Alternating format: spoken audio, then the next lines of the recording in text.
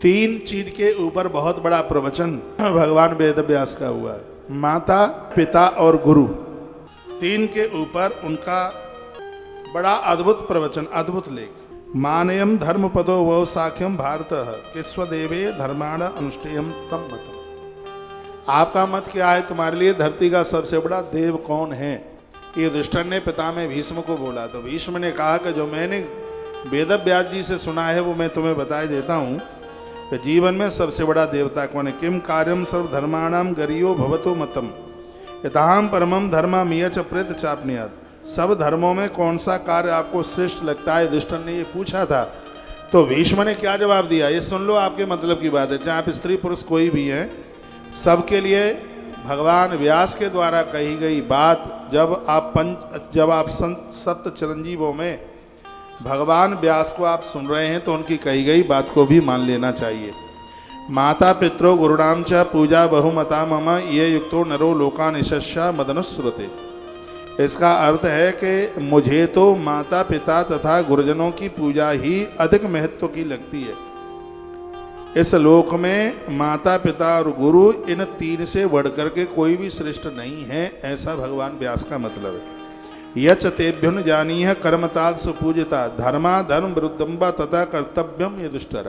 कहा गया भली भांति पूजित हुए हुए माता पिता और गुरुजन जिस काम के लिए आज्ञा दें वह धर्म के अनुकूल है, विरुद्ध है। एक बार सोचने की जरूरत नहीं है, काम करने के लिए तैयार हो जाइए। न च तैरभ्यनुज्ञातो धर्मवन्यम समाचरेत यम च तेभ्युजानीहु स धर्म इत निश्चयः। धर्म यही कहता है कि बड़ों की आज्ञा का पालन होना चाहिए। जिस कार्य के लिए वह आज्ञा दें वह धर्म है, ऐसा धर्मात्माओं का मत है। ये बात कटनी नहीं चाहिए, ना माँ की, ना पिता की, ना गुरु की। कितनी सुंदर बात कही है। एत एव त्रयो लोका एत एवाश्रयाश्रया। ये माता पिता और गुरुजन ही तीनों लोगों के मालिक हैं। यही तीनों में आश्रम है, यही तीनों वेद हैं और यही तीनों अग्नियां हैं। पिता वही गाहर पत्नो, अग्नि तीन बताई गई। कहा पिताजी भी गार्य अग्नि है, माता दक्षिण अग्नि है और गुरु आवानीय अग्नि है। वर्णन किया, कहा गया यदि तुम इन तीनों की सेवा कर लोगे तो संसार में ऐसी कोई वस्तु नहीं होगी जो तुम्हारे लिए दुर्लभ होगी। ऐसा भगवान व्यास का मत है। कोई भी ऐसी वस्तु संसार की नहीं है दुर्लभ जो माता पिता गुरु की सेवा से जो प्राप्त न हो जाती हो। लेकिन ये मिलती बड़ी भाग्य से। धन आपको मिल जाएगा लेकिन मम्मी पापा की सेवा मिल जाए ये बड़ा मुश्किल है। पति मिल जाएगा, बच्चे मिल जाएंगे, कुटुंब खानदान मिल जाएगा, रुपया पैसा मिल जाएगा, ये जरूरी। यहाँ बहुत बहनें सुन पा रही हैं, पैसा मिला, पति की नौकरी, खूब धन मिला, कोठी बंगले बंबई तक मिल गए, लेकिन सास ससुर की सेवा नहीं मिली। उन बच्चों को माता पिता नहीं मिले। माता पिता तो उस गरीब भाई के पास में, उसके पास पैसा नहीं है लेकिन उसके पास में माता पिता है। धरती के वो लोग बड़े भाग्यशाली हैं जिन्हें माता पिता का साथ मिल जाए। और जब कोई पूछे तो ये मत कहना कि मम्मी पापा हमारे संग रह रहे हैं। ये मत है भगवान व्यास का। अपने भाग्य की सराहना कीजिए और कहिए कि हम मम्मी पापा के, हम माता पिता के संग रह रहे हैं। पैसा कमाने के लिए आप बाहर गए हैं तो साल में समय निकालिए, कुछ समय के लिए उनके पास जाइए या उनको अपने पास बुलाइए। वह लोग बड़े भाग्यशाली हैं जिन्हें माता पिता और गुरु का सानिध्य मिला। गुरुजनों के साथ संवाद यह बहुत बड़ी कृपा है, ये ऐसे ही संभव नहीं है।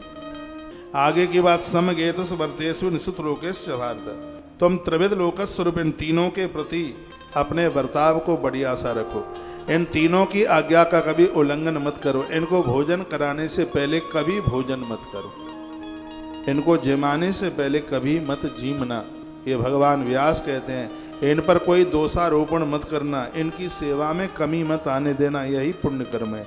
हे राजन, इनकी सेवा से भगवान अति प्रसन्न हो जाते हैं। इनकी सेवा से तुम कीर्ति और पवित्र यश और उत्तम लोकों में सब कुछ आप प्राप्त करोगे। जिसने इन तीनों का आदर कर लिया है उसके द्वारा संपूर्ण लोगों का आदर हो गया, और जिसने इनका अनादर कर दिया है इसमें सभी देवताओं का अपमान हो गया, अनादर हो गया। न चायम न परोलोका तस् चैवम परम तप। ये व्यास का जो मत है अद्भुत है। शत्रुओं को संताप देने वाले ही नरेश, जिसने इन तीनों को अपमान कर दिया उसके लिए ना ये इस लोक में सुख है ना परलोक में। उनका तो ये लोक परलोक साफ बिगड़ गया, उनके पास कुछ भी नहीं बचा। मैं तो सारा शुभकर्म करके तीनों को ही अपने जीवन में सब कुछ मानता हूँ। इससे मेरे उन सभी शुभ कर्मों का पुण्य 100 गुना 1000 गुना बढ़ जाता है, ऐसा भीष्म बोले। इसी से तीनों लोक मेरी दृष्टि के सामने प्रकाशित हो रहे हैं। वो कहते हैं कि आचार्य सदा 10 श्रुतियों से बढ़कर के, जिनसे तुमने पढ़ाई लिखाई करी है, बताया जाता है वो आपके लिए 10 गुरुओं के बराबर है। जो साधारण तरह से जो लोग बताते हैं क्लास में कक्षा में जिनसे आप पढ़े हैं, उनसे भी अधिक ज्यादा महत्व है किसका? पिता का। जो आपका शिक्षा गुरु है, जिनसे तुम पढ़े हो, उससे ज्यादा अधिक महत्व है पिता का। पिता 10 उपाध्याय से बढ़ करके 10 टीचरों ने आपको पढ़ाया हो, 10 शिक्षकों ने तुम्हें पढ़ाया हो, उसका जितना महत्व है उतना महत्व अकेले पिता का है। उससे भी माता का महत्व 10 पिता से भी अधिक है, 10 गुना यानी ज्यादा है। वह अकेली ही अपने गौरव के द्वारा सारी धरती को एक तरफ अपने बच्चों को देव संस्कारों से भर देती है। कहा गया है कि धरती पर माता के समान कोई भी नहीं है, लेकिन जिस गुरु ने मंत्र दीक्षा देकर तुम्हारी जिंदगी को बदल दिया है, उससे बढ़कर तुम्हारे जीवन में और कोई है नहीं। इसका मतलब नहीं ये नहीं कि माता पिता को छोड़ दें। कहा गया है कि माता देह की रक्षा करती है, लेकिन गुरु आत्मा की रक्षा करे। माता ये लोक से बचा लेती है, लेकिन परमात्मा परलोक, ये गुरु आपके परलोक की स्थिति को ठीक कर देता है।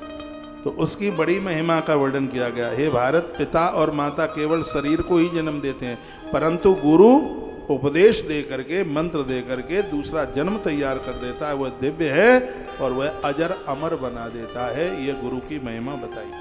शरीरमेव श्रेता पिता माता च भारत, लेकिन आचार्य शिष्टा या जाति सा दिव्या सा जाना। गुरु तो वह है तुम्हारी आत्मा को मजबूत कर देता है, ये लोक परलोक दोनों को संभाल देता है। इससे महान कौन होगा?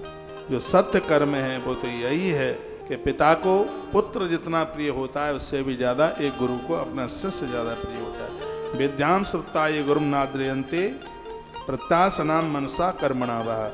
जो लोग विद्या प्राप्त करके गुरु का आदर नहीं करते, अब में ऐसे बहुत लोग हैं पढ़ लिख करके गुरुजनों के सामने निकल जाते हैं, प्रणाम भी नहीं करते, बंधन नहीं करते, निकट रह करके भी मन वाणी और क्रिया के द्वारा गुरु की सेवा नहीं करते। उन्हें गर्भ में बच्चे की हत्या करने का जो पाप लगता है, जिन गुरुजनों से सीखा है पढ़ा है, यदि उन्हें प्रणाम न किया जाए तो भ्रूण हत्या का तत्काल पाप लगता है। ऐसा